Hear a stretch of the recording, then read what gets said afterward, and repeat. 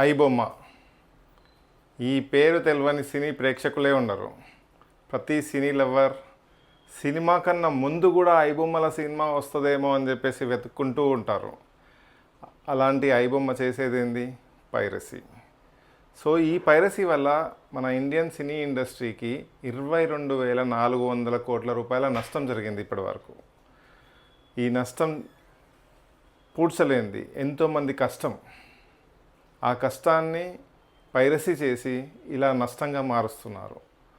So దీని వెనుక ఎవరున్నారు, దీని ముందు ఎవరుండి నడిపిస్తున్నారు అనేది మనం ఈ వీడియోలో తెలుసుకుందాం.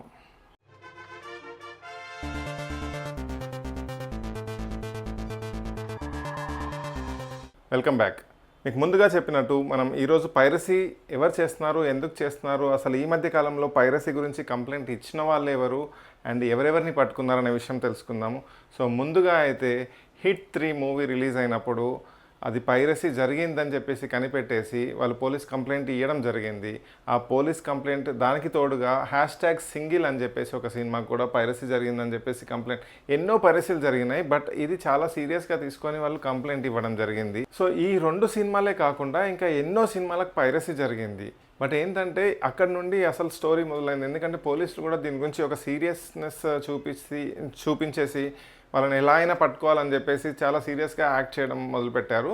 అంతేకాకుండా ఈ మధ్య కాలంలో ఓటీటీ ప్లాట్ఫామ్స్లో రిలీజ్ అయ్యే సినిమాలను కూడా పైరసీ చేస్తున్నారు. అది ఎలా అంటే వాళ్ళ వెబ్సైట్స్ని, వాళ్ళ ప్లాట్ఫామ్ని హ్యాక్ చేస్తూ వాళ్ళ సినిమాలను కూడా మన టెలిగ్రామ్ లేదంటే ఇంకా వేరే వెబ్సైట్లలో రిలీజ్ చేయడం జరుగుతుంది. సో ఇలా రిలీజ్ చేస్తున్న వాళ్ళల్లో అందరిలోకి ఇప్పుడు ఒక 5గురిని అయితే మన పోలీసు వాళ్ళు పట్టుకోవడం జరిగింది హైదరాబాద్లోనే. ఆ 5గురు పేర్లు ఏంటంటే, ఇప్పుడు ఆ 5గురు ఎవరు అంటే Jana Kiran Kumar, Ashwini Kumar, Cyril and Infant Raju అంట.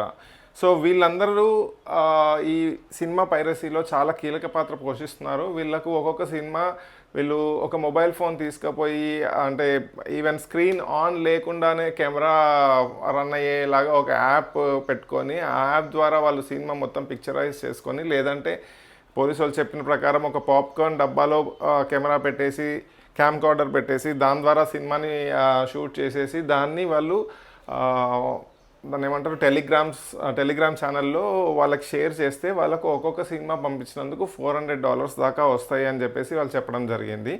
సో ఇలా ఒక మనిషి కనీసం ఒక 2 సంవత్సరాల్లో 40 నుండి 50 లక్షల రూపాయలు సంపాదించారు. అండ్ మెయిన్గా ఎవరైతే ఇది చేస్తున్నారో దీని ద్వారా వాళ్ళు ఒక సినిమాని తీసుకుంటున్నారు అని చెప్పేసి మనం అనుకుంటాం. కానీ దీని వెనకాల ఎంత నడుస్తుంది అంటే, ఈ సినిమా చూపించే నెపంతో బెట్టింగ్ యాప్స్ని ప్రమోట్ చేస్తున్నారు. అంటే ఇన్ని రోజులు ఇప్పుడైతే బెట్టింగ్ యాప్స్ కంప్లీట్గా బంద్ అయిపోయినాయి. బెట్టింగ్ యాప్స్ బంద్ అయిపోయినా కూడా ఇప్పుడు కాయిన్ DCX అని లేదంటే ఇట్లా మన షేర్ మార్కెట్కి సంబంధించిన యాప్స్ ఏవైతే ఉంటాయో వీటిని ప్రమోట్ చేయడం పెడుతున్నారు. సో వీళ్ళకి మెయిన్ ప్రాఫిట్ సినిమా చూపించడంలో కాదు, అక్కడ ఏముండదు. సో దాని ద్వారా వీళ్ళు ఈ యాప్స్ని ప్రమోట్ చేయడం వల్ల దీని ద్వారా వాళ్ళకి రెవెన్యూ జనరేట్ అవుతుంది. కాబట్టి ఒక మనిషి ఎవరైతే మన తమిళనాడులో ఉంటారంట, తనకు వీళ్ళందరూ కూడా ఇవన్నీ సినిమాలు పైరసీ చేసి పంపిస్తారంట. తను ఎవరైతే ఆ బెట్టింగ్ యాప్స్ వాళ్ళకి ఇవన్నీ పంపిస్తాడో తను ఇప్పటి వరకు 2.5 ఇయర్స్లలో కనీసం 3 to 4 crores సంపాదించాడంట. అంటే ఈ సినిమాల ద్వారా ఈ బెట్టింగ్ యాప్స్ని ప్రమోట్ చేయడం కోసం వాళ్ళు ఈ సినిమాను కొనుక్కుంటున్నారు కదా.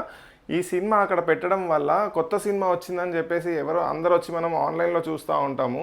ఆన్లైన్లో చూసినప్పుడు మనకు వచ్చే బెట్టింగ్ యాప్స్కి సంబంధించిన యాడ్స్ని మనం క్లిక్ చేయడము, దాని ద్వారా బెట్టింగ్కి పాల్పడడం జరుగుతూ ఉంటుంది కదా. దీని ద్వారా అంత లాభం వస్తుంది అని చెప్పేసి అందుకనే ఈ పైరసీ జరుగుతుంది. నిజానికి మూవీ పైరసీ జరగడం వల్ల వాళ్ళకేం రెవెన్యూ రాదు. దాని ద్వారా చేసే బెట్టింగ్ యాప్ ప్రమోషన్స్ లేదంటే వేరే యాప్ ప్రమోషన్స్ వల్లనే రెవెన్యూ వస్తుంది. సో ప్లీజ్ దయచేసి నేను మీ అందరికీ కూడా చెప్తున్నాను, మీరు ఎవ్వరు కూడా ఇట్లాంటి పైరసీ సినిమాలు చూసే ప్రయత్నం చేయకండి. వీలైతే మీరు థియేటర్లో చూడండి, లేదంటే ఓటీటీలో రిలీజ్ అయిన తర్వాత చూడండి. ఇలా పైరసీ చేయడం మనము ఎంకరేజ్ చేసినట్టే అవుతుంది. మనం చూడడం వల్ల మనం కూడా ఎంకరేజ్ చేసినట్టే అవుతుంది. దాని ద్వారా సినీ ఇండస్ట్రీలో పనిచేస్తున్న కొన్ని లక్షల మందికి ఉపాధి కోల్పోవడం జరుగుతుంది. కాబట్టి మీరు ఇట్లాంటివన్నీ చేయకండి. సో ఒక సంతోషమైన విషయం ఇందులో ఏంటి అంటే, మన తెలంగాణ పోలీస్ వీళ్ళని పట్టుకున్నాక ఒక స్టేట్మెంట్ అయితే రాలేదు. ఆ స్టేట్మెంట్ రాలేదు కాబట్టి నేను కొంచెం సంతోషంగా ఉన్నాను. ఎందుకంటే దీనిలో కూడా ఆ స్టేట్మెంట్ ఇచ్చేసి ఎక్కడ ఇదంతా పెంట చేసేస్తారేమో అనిపించింది.